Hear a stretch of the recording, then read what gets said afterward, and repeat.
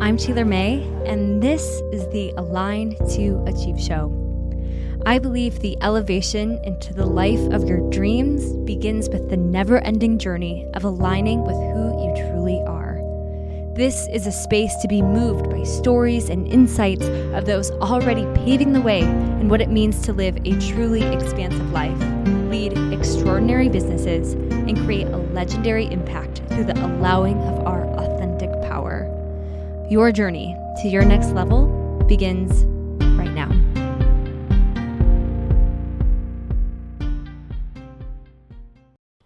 Hi, everybody.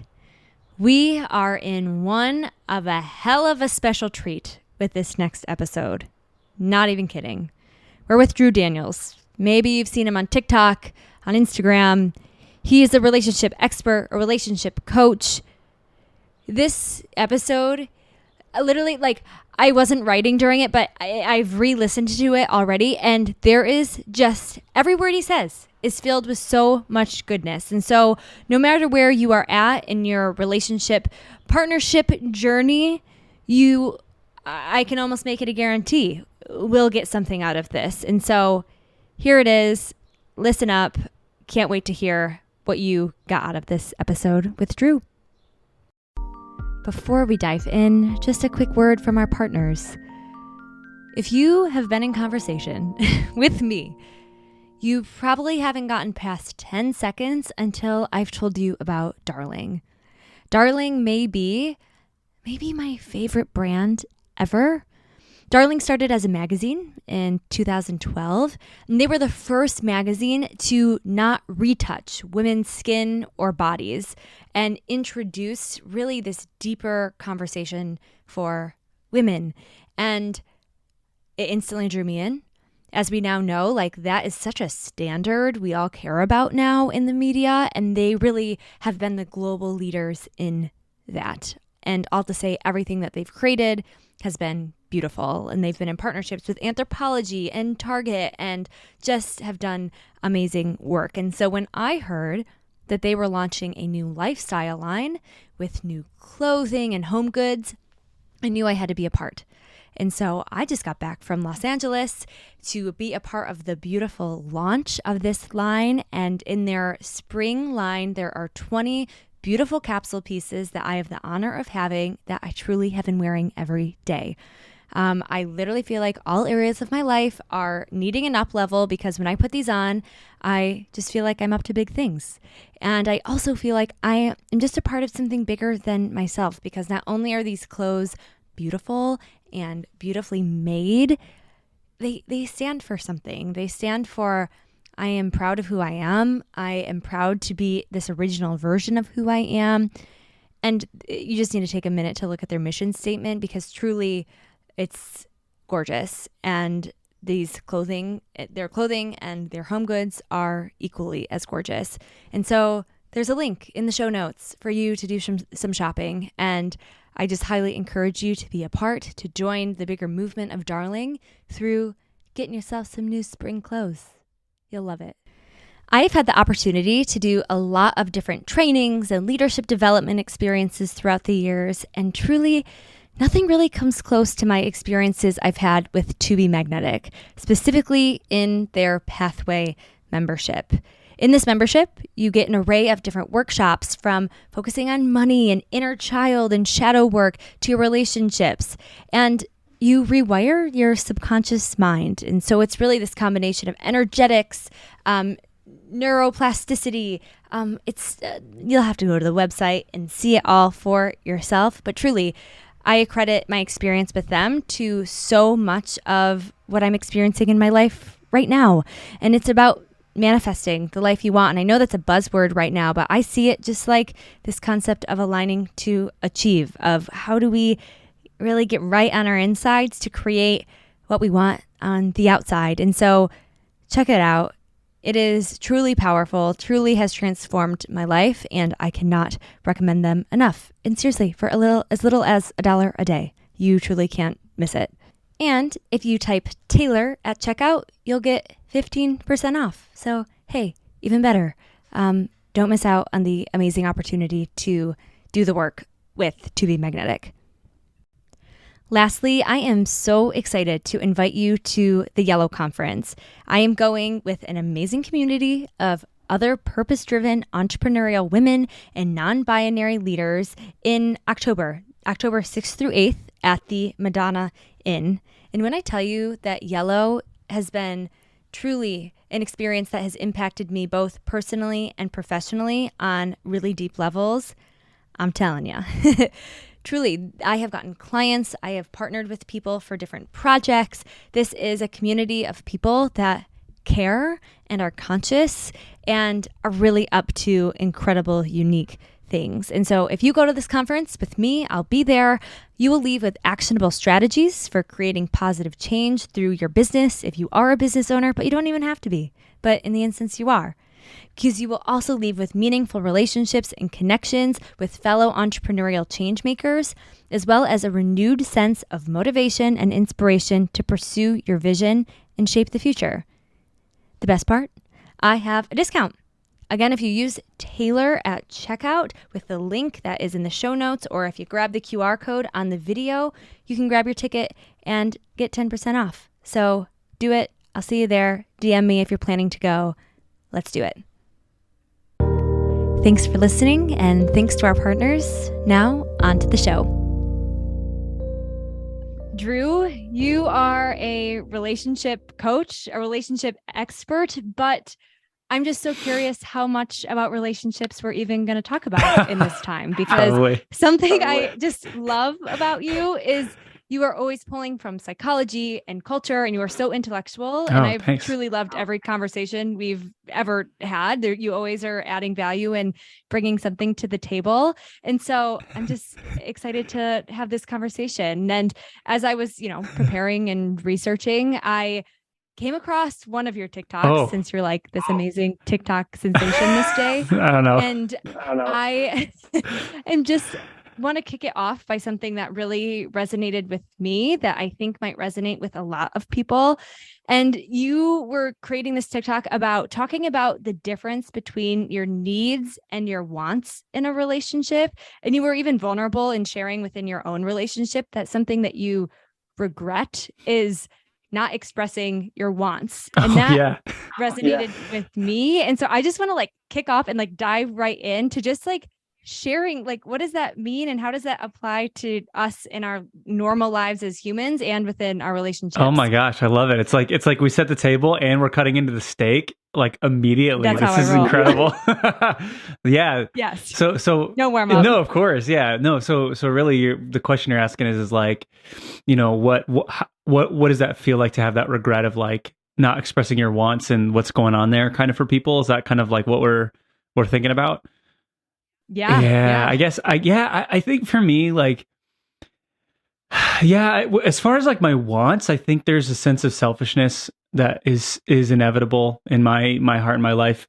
I think, I don't know. I mean, I guess I guess I have to dive in and just get vulnerable here, because I think even just talking to my wife recently, we kind of had this conversation where, there's a sense of when you're so aware of how much you fail, or you're not meeting someone else's needs over and over again in a perpetual way, you kind of feel like you don't deserve even the things that you want.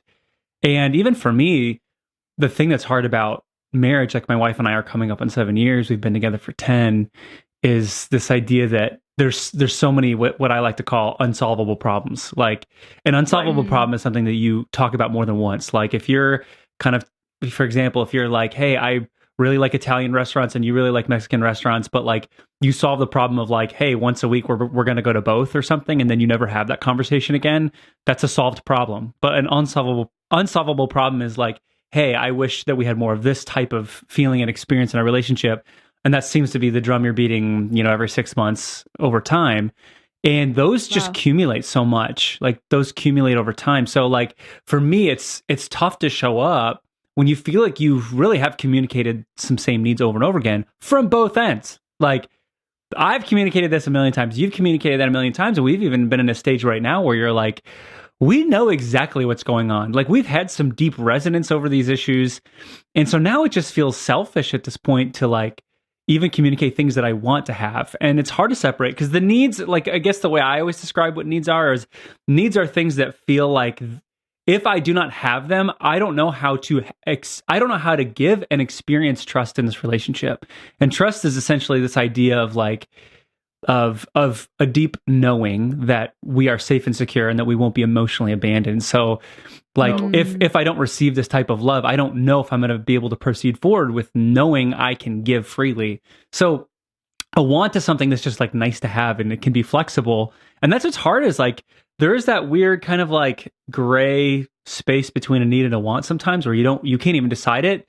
And then and then if you're in my stage where you've been in a one relationship for so long, it's all you have. Like you're not sitting around looking back on 3 or 4 or 5 different other relationships you're also having at the same time. It's like, no, you're in one. So like, of course it's going to be your focal point. Of course it's going to be the only thing you have to work with.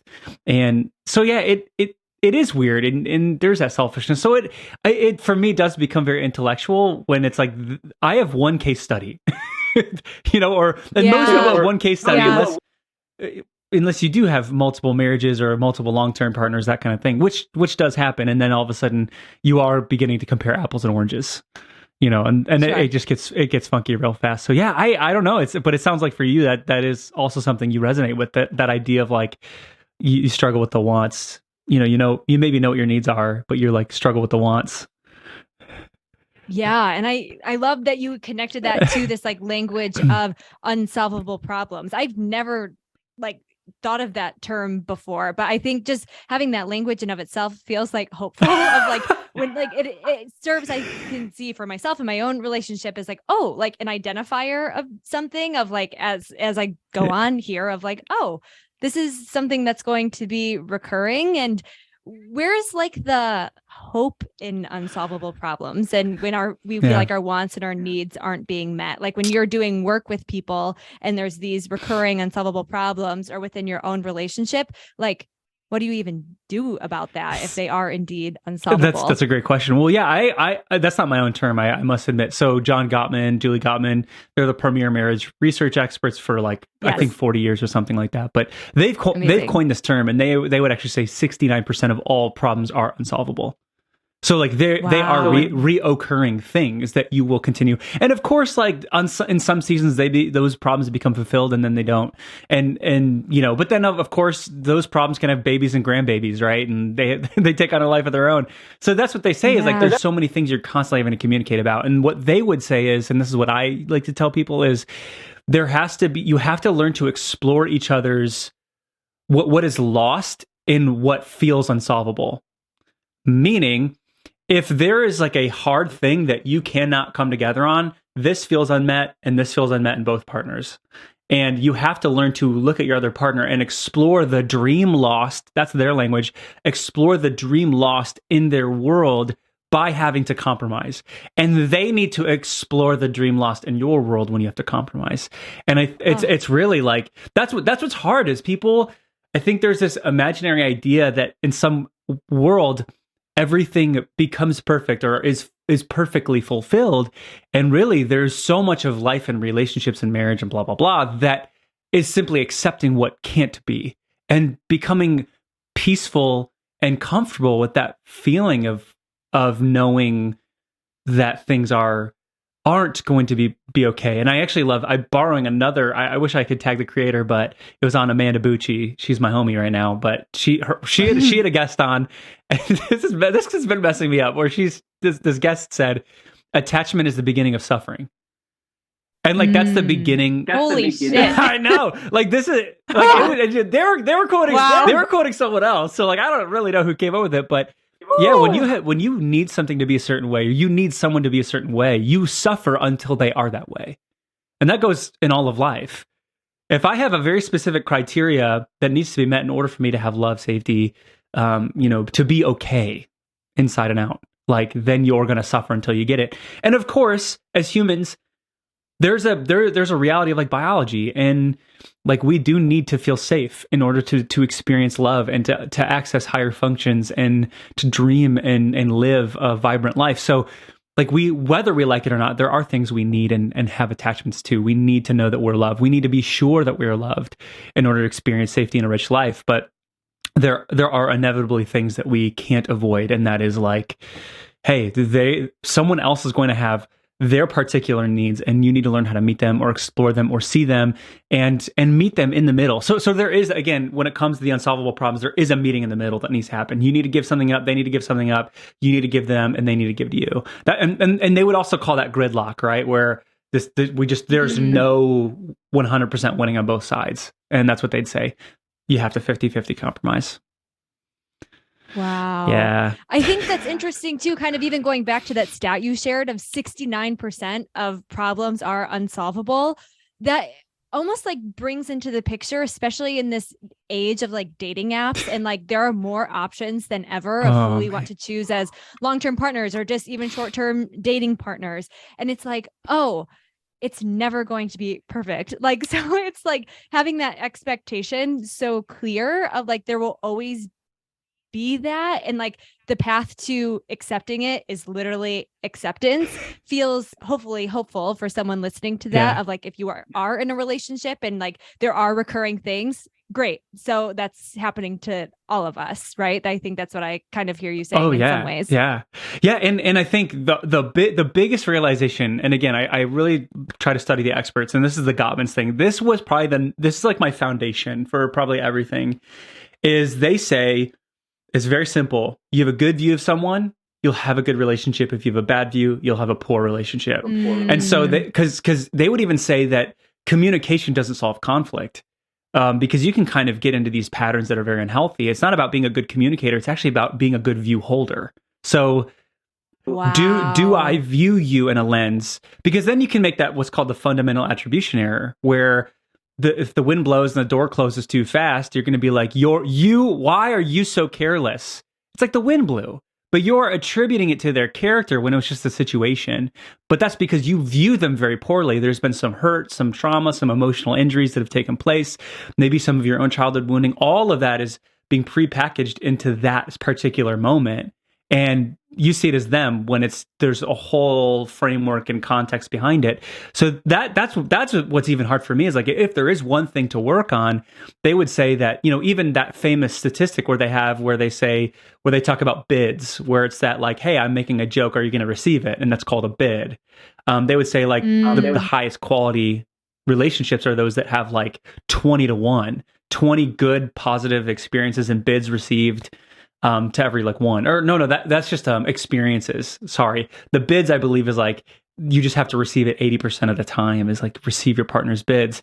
But it's one thing, it's so you can practice that and build that up like a discipline. And that's good news for us, because it's discipline, like going to work is, like working out is. You can actually train yourself to become good at a relationship. And that is very hopeful for me, because I think there is that discourse and culture that talks a lot about how it's hopeless and we can't figure it out. No, you actually can. It's like rehearsing gratitude, fondness, and admiration. It's just choosing to turn into your partner's bids and willing to engage. But that comes at your own sacrifice. You have to learn how to like sift through that. And that comes with a discipline of tolerating your unwanted, powerful, negative emotions. Like that to me is very comforting, to be like, oh, so it's literally just becoming okay with certain chemical experiences in my blood flow. Like, wow. And now that like there's a scientific lens for me, that's been very comforting, but it doesn't make the experience easier. And that can feel very hopeless in those moments. And that is the reality that we do have to work in that world, because that's true. Like all we have is our feelings and our experiences. And it can take a very long time of processing our childhood and, past. So it is tough. I don't want to make it so simple, but there's elements that are simple that can be comforting, is my point, I think. Yeah. Wow. I'm so obsessed with that term, like how you behold your partner. Yeah. That is one, that's just like stunning language too. But like, I love also how you're describing all of this as like these are tangible skills that are available for all of us to learn at any time and all of us to grow and develop in at any time. Because it's so funny that like we go to school and we're like educated on algebra, but like I where a know. lot of us are going to end up in long-term partnerships and we're like not taught the Oh, skills I could of how to rant. do it. Oh, I could rage on that. Yes. Go No, on. I mean, I just totally you're I saying it. love You're it. saying it like on the money. Like you literally go to learn the area of trapezoids. And yet a majority of your time and the quality of your life hangs in the balance of your ability to Yes. understand emotions and to understand how to engage and interact with. Like I do believe like Gottman's research should be taught because in curriculum in elementary, middle, and high school, not just like not only just because of being in romantic relationships, but this is like human principles. In general, yes, this really applies to everything. And so much on this podcast, we talk about like business, and I come from such a relationship standpoint of business. Yeah. How do you do business with someone? Even if you're posting Yeah. things on social media, you're building a relationship with people, with future clients, and the bids for connection and understanding, empathy, and like it all applies. Yes. Yeah. And I think that's like one of the things I think I'm learning right now is your whole life is essentially trying to manage emotional triggers inside of you. And you can build skyscrapers because you were triggered enough somewhere. As a CEO, you need to prove something. And so like and that can be good, right? There's elements of that where like, yeah, we can find fulfillment in our work. Like that's a human program that's inside of all of us. So like there's nothing wrong with that. But I like I mean, and this is where kind of like if you again, I find a lot of comfort like in the nervous system where there's kind of these three stages where there's at the top is where we all want to be, which is like you're not under threat, you're dreaming, you're playing, your executive functions of your brain are online. But then you can kind of move down the ladder, and this is where specifically it's your action program. So it's fighting or fleeing, where you're primed to move somehow. And at the bottom of the ladder is that frozen state where you don't have action, and we can oscillate kind of in all three of these stages throughout our day, but also kind of seasonally. And, but if you think about that idea, how many of us will go to a job and stay in that center of the ladder and go, well, no, I like the urgency. I like the rush of hormones of adrenaline and cortisol pumping through me because it motivates me to action. And yes, that is a good human thing that can build and create progress. But what if you actually moved up the ladder? What if you no longer were being led by chemicals in your blood? But what if you actually made that as a choice, and you had all of your executive functions online where you're not living in threat, and the amygdala isn't sitting here saying what's dangerous. And like for me, there's a belief, and I don't have stats or study or academic journal to back this up, but in that middle of the ladder where you're primed for action, what if you moved up and we're in the dreaming phase? How much less energy are you spending because you're not living in threat? Like how much more could you accomplish if you chose to live your life in this daydream stage where you're not being pumped full of chemicals to act, but you're making the choice to act because you're safe and you're in dream mode, and you then make disciplines in the higher kind of functions of your brain. How much more effective could you be than just by being like, because even for me as someone who's been a communicator for the better part of 10 years, there's a lot of part of my life where I was living in that middle part of the ladder where you're in that fight or flight mode, and it's priming you to action and over rehearse your communication and make sure you hit every single point that you want to hit, and you over rehearse. But now that I've grown in confidence and I've done some internal work and released myself from some emotional messages I was believing in that fight or flight stage, I feel like I'm living up here, and I spend way less time preparing. I spend way less time rehearsing. Wow. Granted, some of that's through time and experience, but yeah, it's a more free life where you can trust yourself because you're not living in fear, if that makes sense. So that I think that's kind of like a little bit of a corner I'm turning in my life of realizing, oh my gosh, I don't have to be governed by like fear all the time. And what if I'm actually wasting my time and energy? Like, wow. Yeah. I so deeply resonate with that. I actually just recently said, I think to my boyfriend, actually, I think we were driving in the car and I said, kind of joking, honestly, kind of not joking, of, I wish I hadn't have done so much inner work because I feel like I would be more motivated Yes. to show up to things. And it's like, Exactly. joking, but not joking, because it's like, oh, I feel most of the time so content and safe and happy in myself because I've had the privilege to Yes. do a lot of this deep gross work, and it's the journey I'll be on for the rest of my life. But it's like, okay, if I have new programming on of how I live and I'm living by new, essentially like universal principles to how I live and Yeah. create and relate, what do I do with that? And so Yes. maybe let's just like stay there for a second. Like, give us the vision of Yeah. someone that, because I feel like so much is talked about, like, okay, the pain, and the pain is real and that's something we can stay in. But for someone to live in that space of, oh my gosh, like, I'm okay. How, paint that picture of what that could look like for someone in their life and in their relationships if Yeah. they really did feel okay with inside themselves. No, I love that question. And it's I don't think I've ever talked about this concept out loud with someone yet because it's something I feel like I'm formulating and I'm sure others have thought very carefully about it for a long period of time and have actual Sure. vocab terms to assign to it that I don't. But no, to your point, most people kind of like the little bit of trauma that they have because it makes them great. Like there's that phrase that says the great limp. Kind of like Michael Jordan needs someone to smack talk him to be the GOAT. Kind of that idea where like we need to feel riled up. And can that enhance performance? Yes, there's no doubt about it, right? But what if you could choose in the safe state to develop that type of discipline because you want to choose how you want to feel and experience your life? Inevitably we're going to experience some of that like energy of like needing to prove it to the high school people we went to in high school. Inevitably we're going to feel that energy of like all the haters, and there's nothing wrong with like, you know, wanting to prove the haters wrong, and I'm all for that energy, right?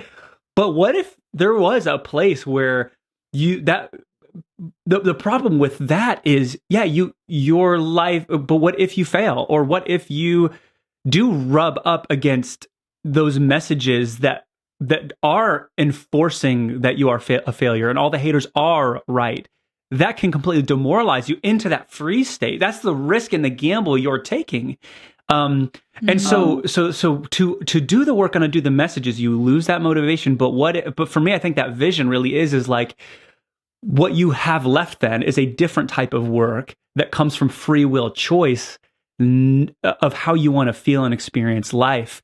And no longer are you governed by that kind of energy that can make you freeze or enforce messages. And to be honest, like, I think I've re-experienced that on some level where I've been super motivated, even it's like my TikTok content, right? And online content where it's been that kind of that fight or flight thing. It's been a little bit of survival mode for me of like needing to prove something or show up or, you know, see this window of time on this app where you really can have an impact, and you are measuring yourself against everyone. And that has demoralized me, you know, seeing people who I love and admire now as competition.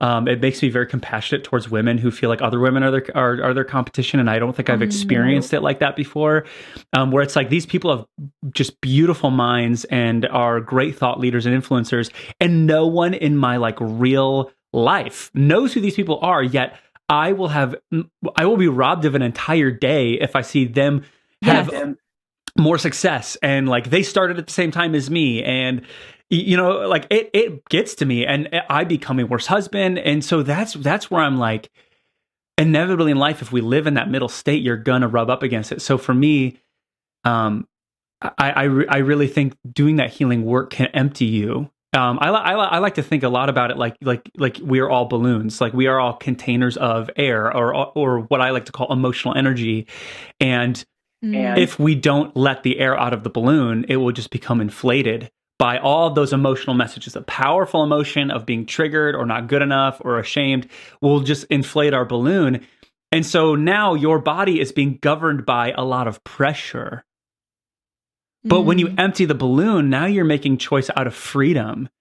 And so I don't know what the vision is for life, because I don't know if I live there most of the time. I don't know how many other people do, but I think in some of the tastes I've had, it is a very freeing life. And the more I've disattached myself from needing to be a certain person or needing to, have this X amount of followers or this success, and been able to be like, no, like I want to experience what it feels like to have authenticity. And that is a feeling I want to have.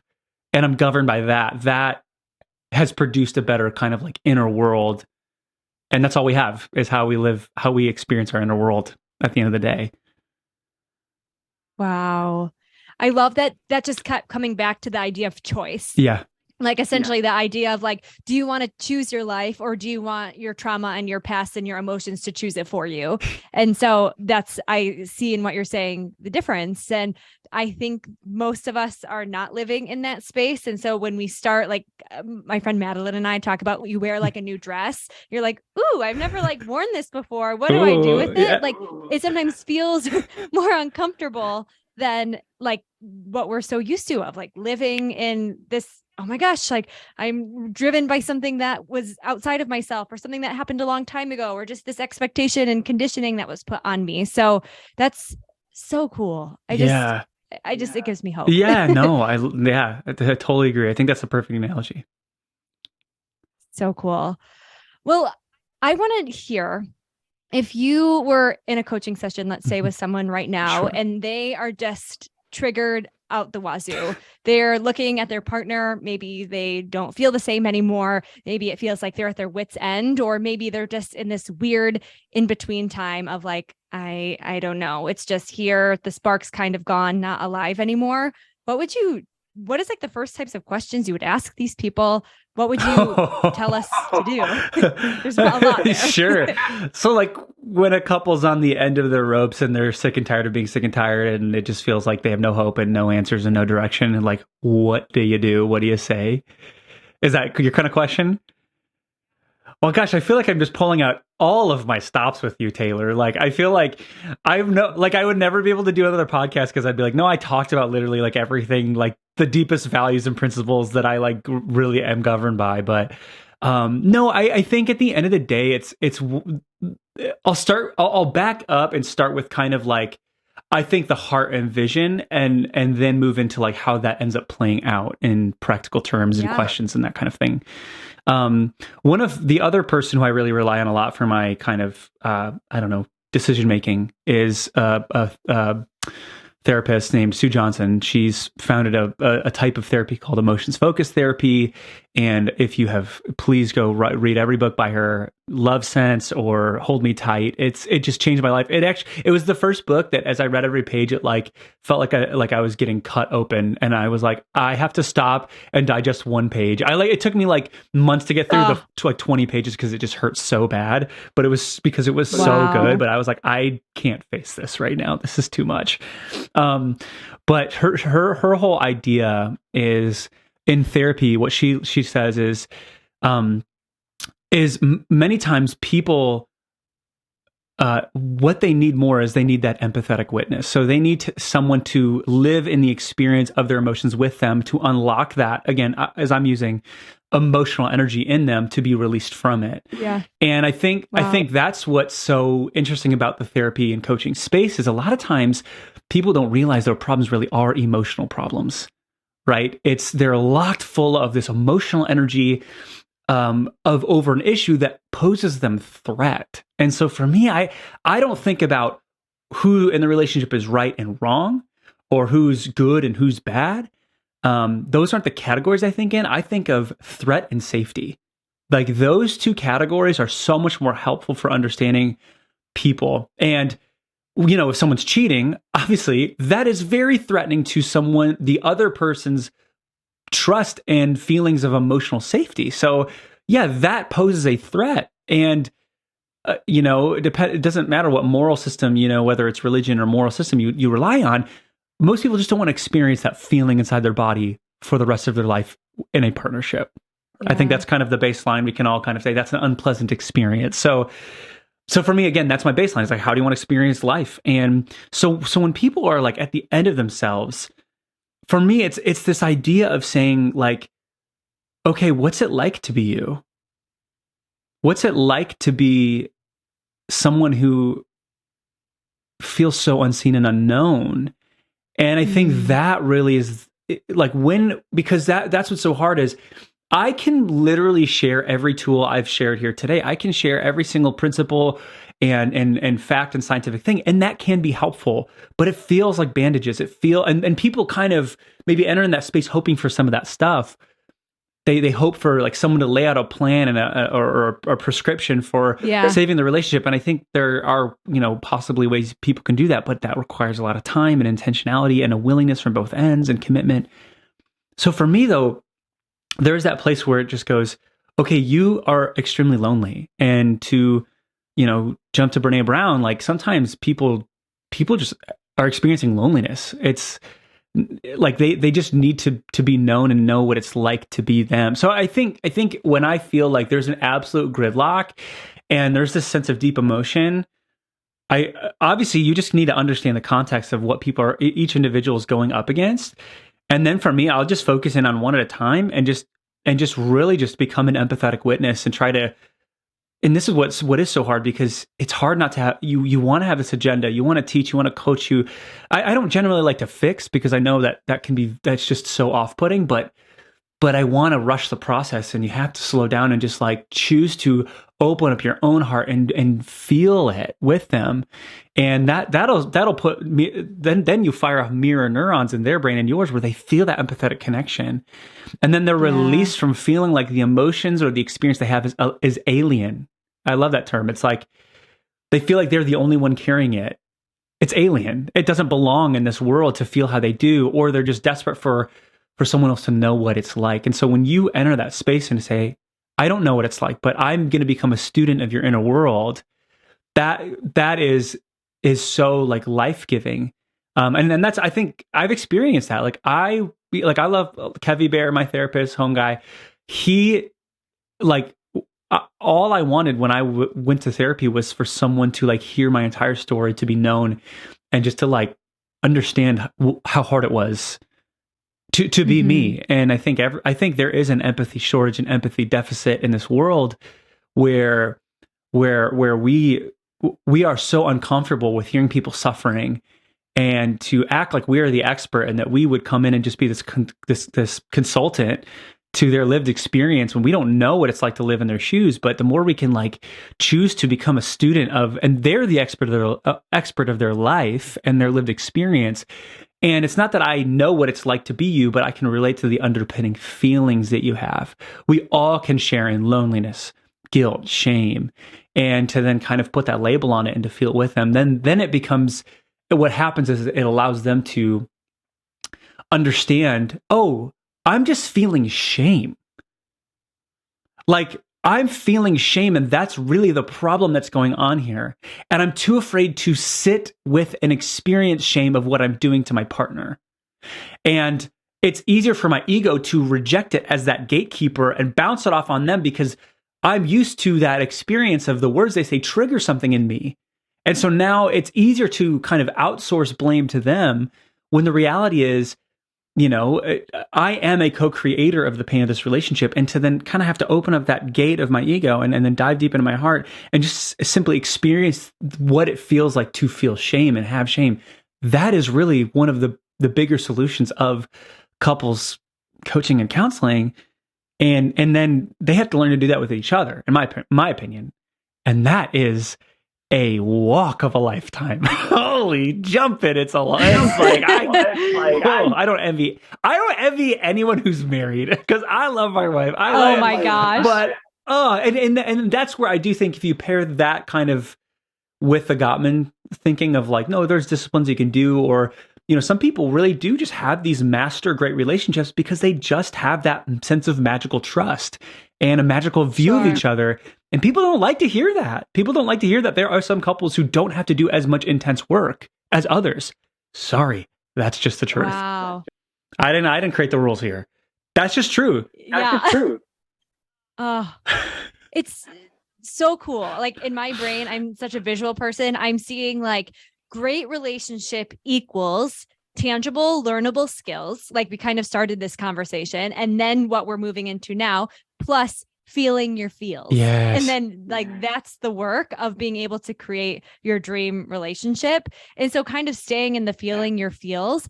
How do you even tell people how to do that? Like it sounds dumb, but it's like, do I lock myself in a room and like let myself feel shame? Like how do we even like do that when we're such in a culture that is like, no, you're not supposed to feel those things, especially for men? What do you tell people when they're stepping into that territory?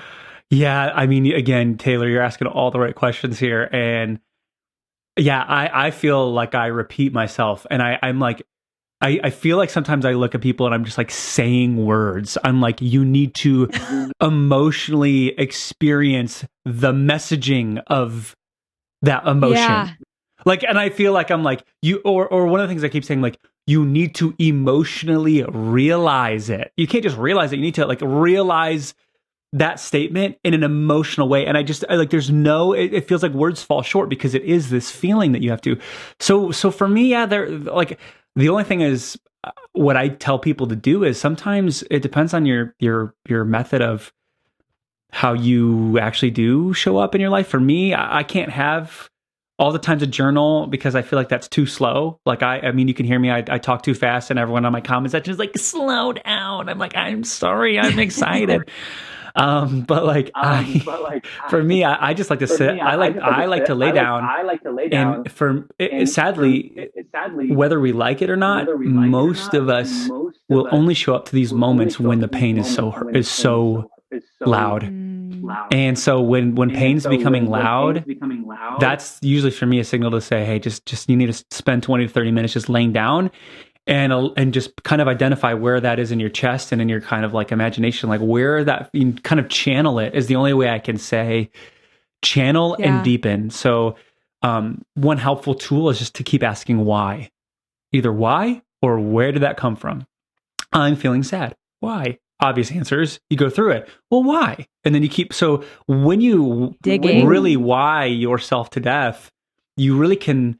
And then you choose to open up kind of that emotional energy, that highway of emotion with every question, and you choose to kind of feel every answer to the question as it's like stirring in your physical body. Then you can kind of, dig down into the well and like open up kind of all of that energy that's been stored there. And then you have to sit in it for like time for 20, 30 minutes. I like to think of it like you're downloading a music file. Like remember in the LimeWire days, or like when you have to export a long video or a large video file. That's how I like to think about it. It's like it takes time to like export the file or download the file. And sometimes we like shut the laptop too early. and so you're not done yet. You still have all this energy that's locked in, and there are some times where like you got too much. It's like the messages started in childhood. You only got 30 minutes today, and that's all you can put in. That's okay. But for me, like we do just need to pay attention to these warning signs or these feelings in our body and what it's like. And the better we become as observers and noticers of what's going on, the more we can engage that process of like feeling deeply what those are. And then you let that air out of the balloon, and now you're not governed by those triggers anymore. You're not governed by those feelings that are trapped. You're able to choose how you want to live your life. And so yeah, that's what I tell people is like, ask why, ask where did it come from? And you have to sit with it and kind of like hold it without agenda. And this is what's so tough, not to fix it or correct it or reframe it. Some people like to just sit there and just be like, oh, like I'm so hurt from like my partner's interaction in the beginning of our relationship and how they talk to that person. And if I'm honest, that's still unhealed, and maybe they'll get there and they'll go, but I'm so glad that I am where I am and that life has taught me. And then they try to like put a bow on it. And instead it's like, the reframing is really, again, that bandage where it's like, I don't want to have to really accept the deeper message of, hey, I lost something there. A part of me is lost in that experience. A part of me died in that experience that I can't get back. And I'm too afraid to hold a funeral because that means I'm completely letting go of the part of myself that was innocent or that was pure or that was optimistic. But now I have to replace it with that jaded person, and I don't know how to do that, or I don't know what that's like. And that's what we're maybe really afraid of. But the reality is you don't have to replace it with a jaded person. It's just a healed person. It's someone who's perceptive and understanding and tolerates the fact that it is okay to hold suspicion because we have been hurt, but also hold it with compassion, with an understanding that everyone does something, no matter who's hurt us, everyone does something because we're looking for love, safety, or belonging. And that's hard to admit. No matter how evil, heinous, or malicious, somewhere they thought that was an effective strategy to get what they can't get. And the strategy is extremely ineffective, right? But it's what they hoped would work somewhere in themselves. Oh, that is so good. Drew, you are seriously such a picture and role model of what I think of just healthy, integrated masculinity looks like, of being emotionally attuned and able to communicate your emotions. And obviously we're all on a journey and all learning in different ways, but I just so see that in you and just appreciate you yourself, but also what you're just putting into the world with all of this amazing stuff. And in that, what would you say to people that maybe one partner is on this kind of similar journey and they're resonating with this type of conversation and the other partner maybe is not? Maybe this type of sitting in your feelings and learning these different skills is kind of going over their head right now. And I don't want to stereotype that oftentimes it's the woman in a heterosexual relationship. Yeah. And we're trying to let the man catch up, like, right, many options, but oftentimes, at least in my world as a woman, is what I experience in the conversations I have.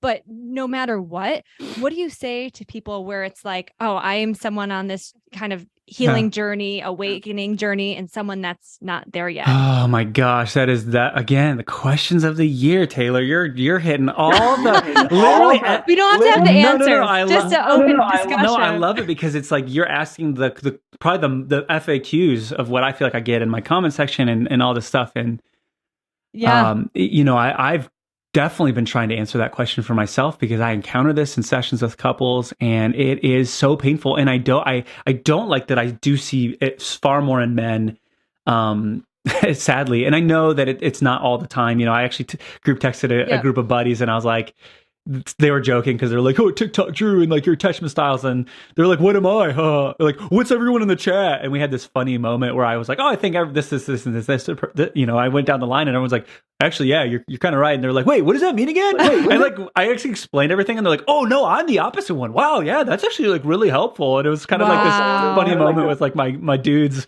where they were like realizing like, I'm actually anxious. And I was surprised at how many more anxious, guys are my friends. And I was like, wow, that's actually kind of like comforting to see. But to your point, yeah, we do encounter this a lot where men have societally not been in this conversation. And what do you do when your partner, you're hearing this podcast or you're hearing this content and you're like, you give it to them and they just won't listen. And it's just too much. It's too overwhelming. It's again, it's like me reading Sue Johnson's Hold Me Tight. I can't even get through 20 pages because it hurts so bad. What do you do? Yeah, I mean, am I answering this on behalf of that partner who feels helpless? Is that to be specific? Sure. Yeah. Oh man. I actually tried to do a TikTok on this and it did not go well. Like when I say go well, it didn't get a lot of traction. But these were the only two ways is because again, any type of like side agenda you have where it's like maybe like I just share the page or share enough videos, that can work.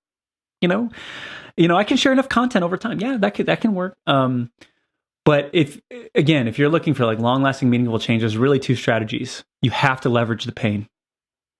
Pain will make people change. So like if it hurts you enough and you have to be honest and leverage that pain and that can mean boundary setting where it is like boundaries. This is my definition. Boundaries are statements of consequence. So that's what's different is an ultimatum says, I'm going to put this boundary up, but it's for your behavior to change. And so when you have that agenda, it doesn't become a boundary, it becomes an ultimatum. But when a boundary says, no matter what, I'm doing this. Like I have resolved it in myself. I cannot participate in this level of safety with you because it hurts too much that I have to do this as a statement of consequence. This will happen no matter what. I do not care what you say. I do not care if you change or not. I'm doing this. That's a boundary. So leveraging boundaries like that and saying and sounding the gong of pain and showing up with that pain and standing strong in that eye to eye, face to face. And I want to be so compassionate here. There are women who are in abusive relationships or have narcissist partners who will gaslight you and be very certain that it is your fault. So I want to recognize that power dynamic and say that when I say leverage pain, I know that that cannot be necessarily an effective strategy for people who are under abuse because you're under a cycle of power and control. So I have to disclaim that it is different rules there, right? And that's where you, if you are in that situation of abuse, have to have a safe haven somewhere, whether it's a therapist, friends, to just have your emotions and feelings be validated over time.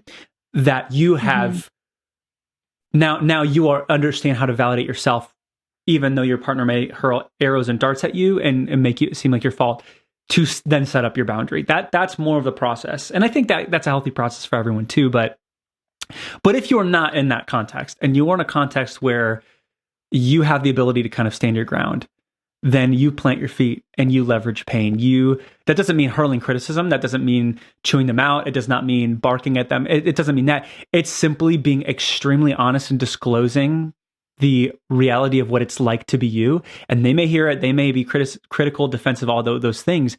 But then when you put the boundary in place, everyone will feel that boundary. People will respond to boundaries when they can't get a hold of you, when you say, and that's your, and it has to feel fair. For example, I'll be vulnerable in my own life. I'll say, like, there was a time where my wife and I were, and I'll be a little vague on purpose, but there was a time where we had a gridlock issue where it required my change. And I actually suggested a healthy boundary for her to take that would probably be a good motivator. Like, there's a behavior that I just couldn't seem to change, couldn't seem to like get through.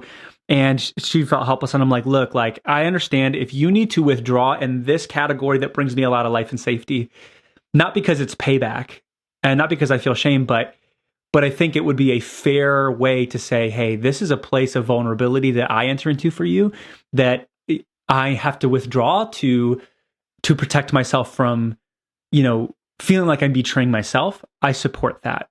And that ended up happening. And now, then I had to kind of sit in that consequence, and that was really hard.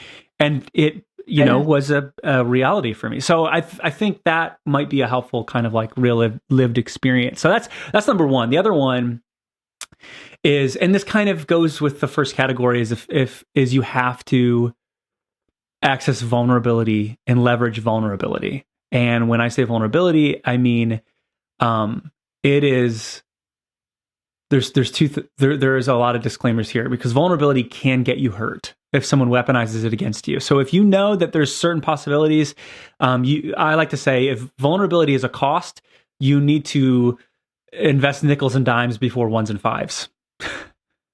That's so good. So, like, if they can hurl weapons at, maybe it's not unzipping and just giving everything away immediately. It's being willing to open up just a little bit and test that, and they earn, more of your trust with everything that's handled correctly. So, but if you get to that point where you realize, hey, usually they respond really well to my vulnerability, and statistically speaking, men respond really well to tears from females, if we are using this heterosexual relationship example of men and women, that being vulnerable, it accesses, again, those mirror neurons in our brain where it fires it off in both people. And it's like the quantum field makes you connect, and you actually like feel what each other, that's empathy, right?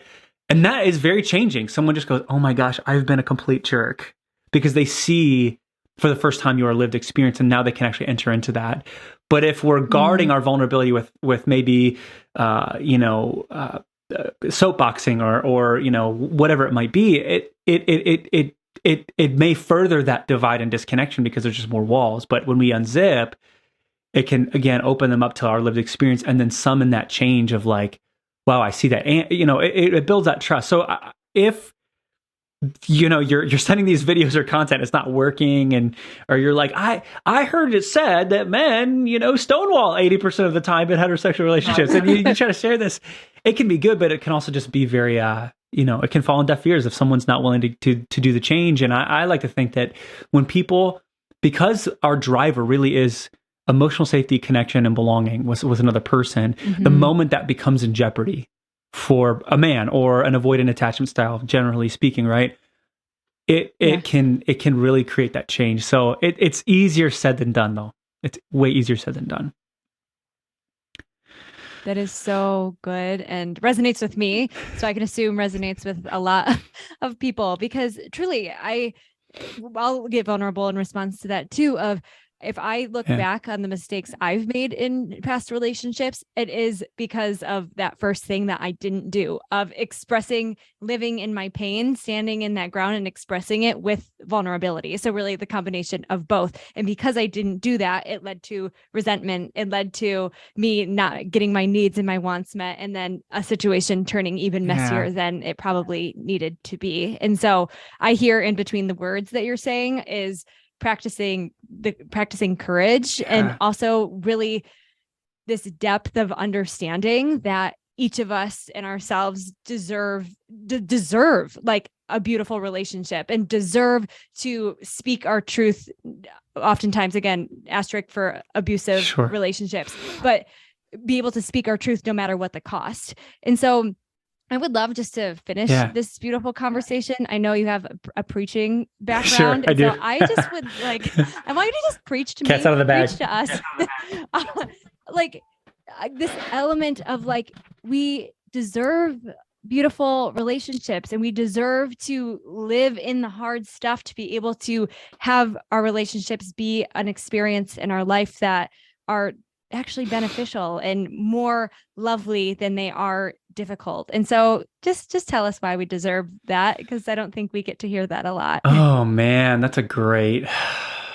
Yeah. And this might be a really backwards way of saying this, but yeah, one of the saddest things is karma doesn't exist. So good people get bad relationships. Secure people can get messed up from avoidant or anxious attachment styles, and they can become an avoidant or anxious. And then there's some people who have avoidant or anxious attachment backgrounds. They get loved into security, and sometimes it's hard because I think even in mental health professionals can even begin to a little bit victim blame sometimes, and be like, well, is there something in your childhood? And it's kind of like this jab or this jest of energy. And it's wait, sometimes we are just looking for love, and someone, we don't know what we don't know. And so when someone love bombs us, it can feel amazing. And some of us have security and know the difference. And, you don't know what you don't know. So when it comes to the idea of when we talk about we all deserve to know love, I think when I hear that term deserve, it breaks my heart, because I go, a lot of people don't get that experience.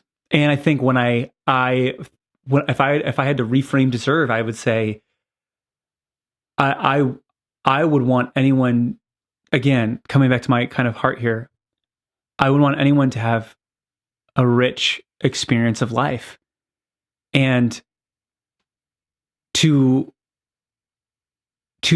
see yourself and honor yourself and hold space for yourself and love yourself. And we use that term, love yourself. And we use it in this, again, kind of bad bitch energy of just I love myself, so I cut off toxic people.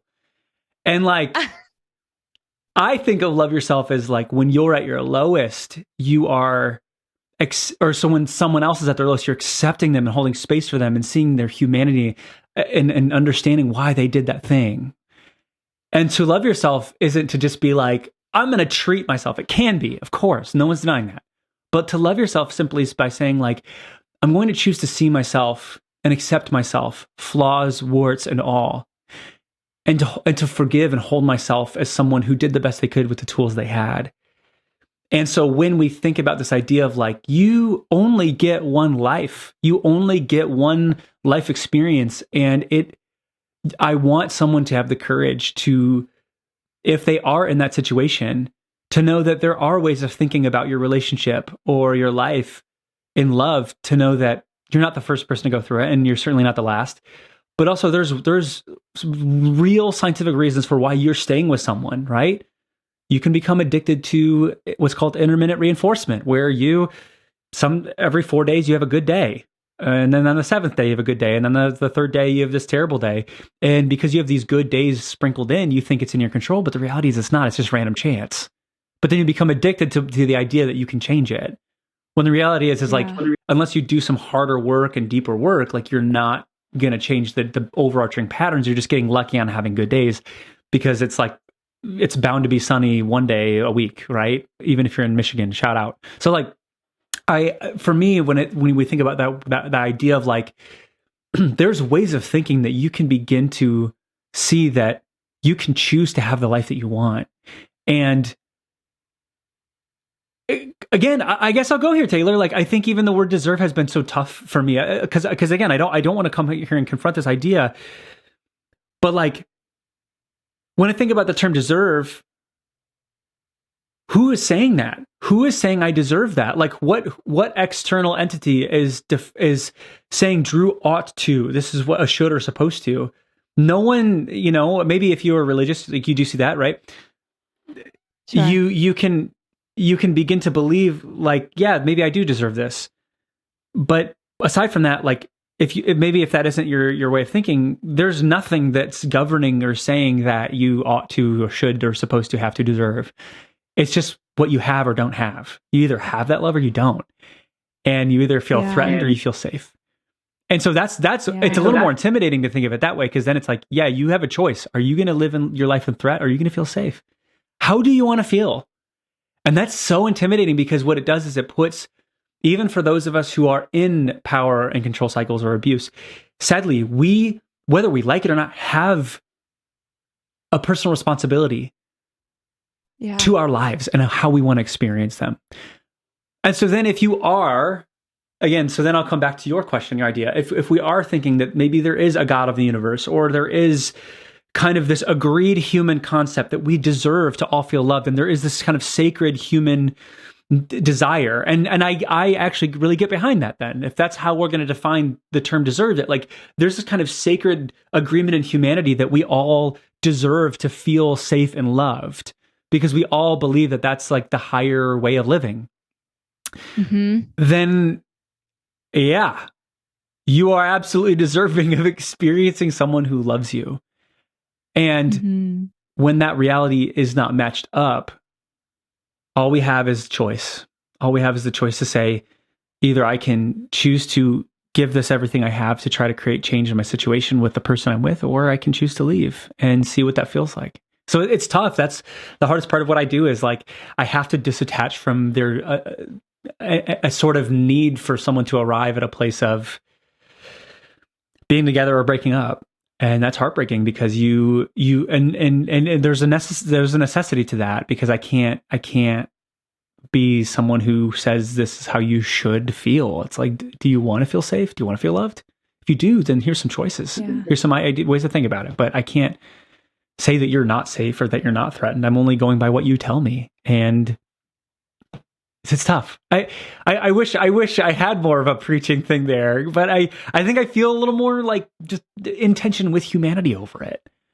If I'm honest, I don't know. I don't know if I can't, nothing. I'll say this. This is what I may be getting at, Taylor.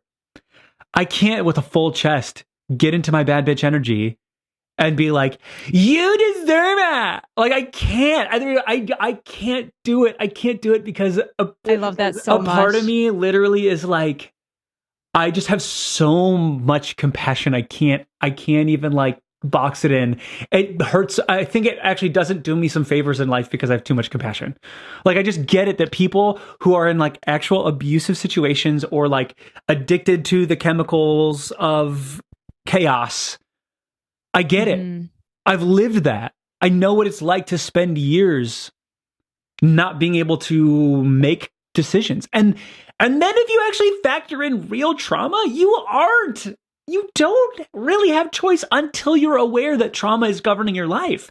You are in program mode. You are enslaved to your bodily sensations. You are enslaved to reliving memories. You are enslaved to living in hypervigilance until you learn, that your body is trapped energy and you have to access your body in order to get it out. And then if you don't even know that, or you don't know people who know how to do that for you, then you're going to live in being a slave to triggers. And that just breaks my heart. So I can't, no amount of my soapbox can change that for someone. It just is like this, ultra compassion of just my preaching would be there are ways to think about your situation. There are ways to heal. Anything you want is possible. People ask that all the time. Can you get over this? Can you heal this relationship? Anything's possible. You can make anything happen that you want to. You can't. Yeah. You can, just short of controlling someone, right? You can do anything you want. You can create as much change as you want. But if someone else doesn't, then you can't do anything. You are out of control. Literally, the step one, literally in coaching is if they don't want to change, then we're wasting all of our time here. There's literally there's no point. Two people have to be committed. Anything short of that, there's nothing we're going to do. Same thing with cheating. Gottman's figured this out. If you're not willing to be fully transparent about cheating and everything that happened, you're wasting your time. Because the other person is going to be a prosecuting attorney and you can do all the work, but if there's still lies on the table, they're going to get traumatized. So what are we doing?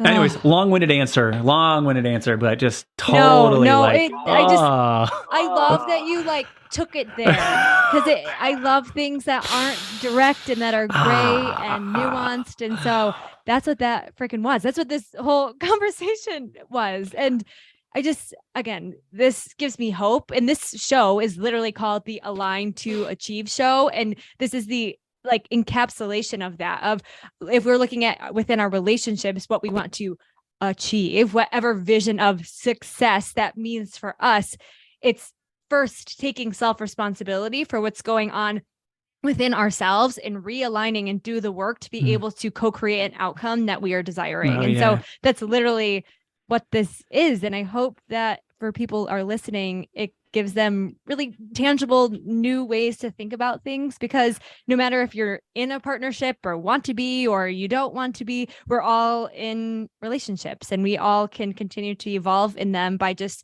again, kind of going inside a little bit. So this was unreal. Thanks, Taylor. Thanks for inviting me on and holding the space and trust in me. It's valuable. And I always have the vulnerability, shame hangover of just I get so activated. I activated and animated over the stuff. I'm but no, I thank you that you're I feel like you value and treasure it. So I'm super thankful to be on and thankful you asked. Yeah, absolutely. Where can people connect with you and work with you? And I hope people that listen to this are I need more of this. Yeah. Well, you can find me on TikTok at Drew Daniels. So Drew with 2 W's. I need to hunt down the guy who's got 1 W and pay him a lot of money probably to get the handle, but I won't. And I started a new Instagram actually. So it's Drew with 2 W's .Daniels. Because I wanted to separate my content out, and my website is drewdaniels.me. That's Drew Daniels with 1 W right there. So if you want to, check it out, whatever, we'll be happy to hang out with you. Didn't I tell ya?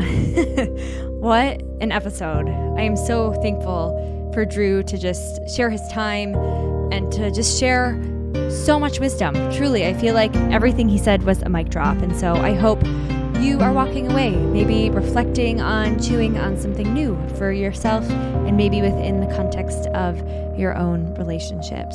Of course, please follow, please subscribe, do all the things, and most importantly, send over to someone